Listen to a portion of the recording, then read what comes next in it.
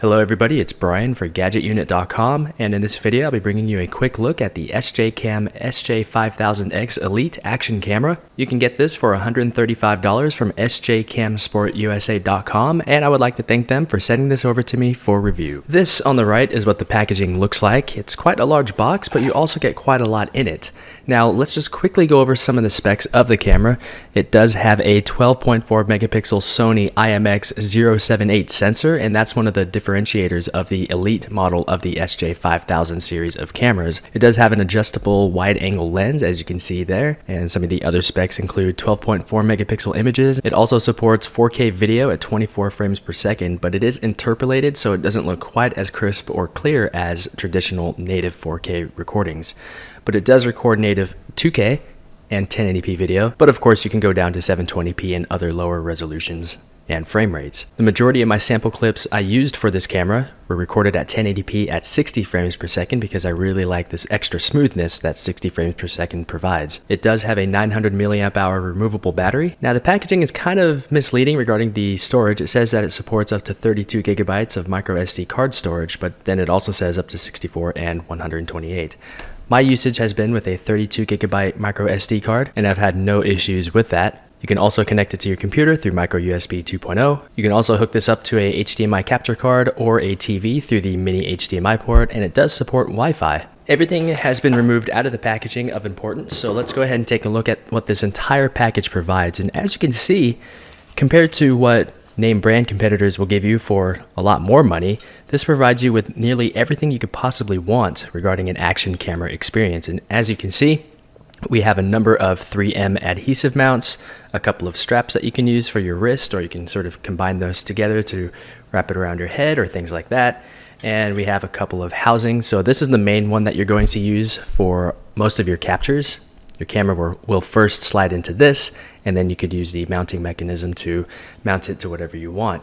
Now, all of these accessories are compatible with GoPro accessories, so if you have a selfie stick, like I kind of have, that I used for underwater captures, if you have something like that, or windshield car mounts, such as this one that I purchased from eBay for just 99 cents, all of that stuff will continue working with this camera, so that's really nice. Now, I have used this camera quite a bit underwater, and let's take a quick look at the underwater housing here. As you can see, there is some rusting going on, which has to do with the screw mechanism for this particular setup. So as you can see here, there is quite a bit of rusting happening here with this particular screw.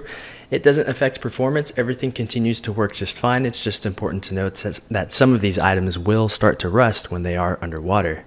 And with all of the accessories out of the way, let's take a closer look at the SJ5000X Elite itself. As you can tell, it very much resembles that of a GoPro, or at least some of the older models. On the front is the sensor and lens, while this is a power/mode button. So to turn the unit on, you simply hold the button down for a few seconds. The blue light on the front will illuminate, and then it will power on. At the bottom, we do have the removable battery cover, so let's go ahead and remove that real quick and take a look at the battery option. So there is a small pull tab on the battery, and it comes out like so. It is a 900 milliamp hour battery, and you are able to buy replacements for, I believe, $20 to $25. So here we have two extra batteries, both 900 milliamp hour in capacity, and you do get this small charging cradle, which does support micro and mini USB charging. I primarily use this with micro USB charging, and everything worked just fine. So let's just slide the battery back into place like so. Kind of clicks into place to make sure that everything is where it should be, and just like that, the battery is back in. On this side, we have our ports. We have the micro USB port, the mini HDMI port, as well as our micro SD card slot. And as I mentioned earlier, I'm currently using a 32 gigabyte card, which was actually provided by SJCAM as well. They do sell these kind of off-brand SD cards. I've used this for many gigabytes of file transfers and writing from the camera to the SD card when it's recording video, and I've had no issues. Speeds are not the greatest. For me, at least, it was plenty fast, and is why I never really paid attention to those speeds. At the top, we do have a record button. There's also an activity light, and here we have the screen. It is not a touch screen, but it is plenty clear and works just fine underwater, easily viewable. On this side, we have a dedicated Wi-Fi button as well as some navigational up and down buttons. So I'll show you some of the menus right now. Let's go ahead and power it on. There we are. So it does show a couple of splash screens. It would be nice if it would go to the camera UI a little bit quicker. So let's go ahead and take a look at what we have here. So as I mentioned, the front button also acts as a mode button. So now we just switched to the photo mode, and now we are at the mode selection screen. So you can use the side buttons to select what you want, and then the top button will actually go into that menu. So to go into the setup option, we just tap on the top button, and here are all of the setup options that we get. So in this case, we do have all of our resolutions to choose from, like so. Go back to 1080p 60. You can have it loop the recording, and just so on and so forth. You have a variety of options to choose from. You can also turn the gyroscopic stabilization off or on.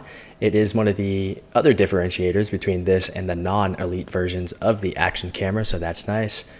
And here are some of the other options to choose from. It's pretty self-explanatory for the most part, so I'm not going to go through each of these individually. But as you can tell, there are a number of different things to choose from, which is always nice to have. And there we are, 7 pages of options. And here are some of the other recording modes as well as image capture modes to choose from. You can have a video lap, so that will record a lot of video for a shorter playback period. You can also do something similar through photos. Burst mode, long exposure modes, underwater mode, which is nice. It adds sort of a light reddish magenta filter to your clips so that the underwater colors will pop out more. You can also output this to a TV through the mini HDMI port as mentioned earlier. Motion detection mode, so that it starts recording when it detects motion. And you can also use this as a dash cam. So when you are providing power through the micro USB port, through a car charger for example, it will turn on and start recording. Once you turn your car off, or when the micro USB port is basically not active, it will stop the recording. So to actually start recordings, you just go to your mode. So this is the recording mode, tap the top button, and it's starting to record.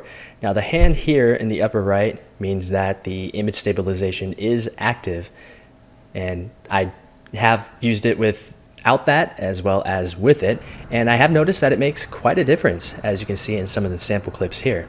And for the rest of the video, I will be showing you sample clips and photos so you can see what the quality of the camera is like for audio, video, as well as some photos. In terms of actual photo and video performance, you could probably just look at the clips here on your screen and make that judgment for yourself.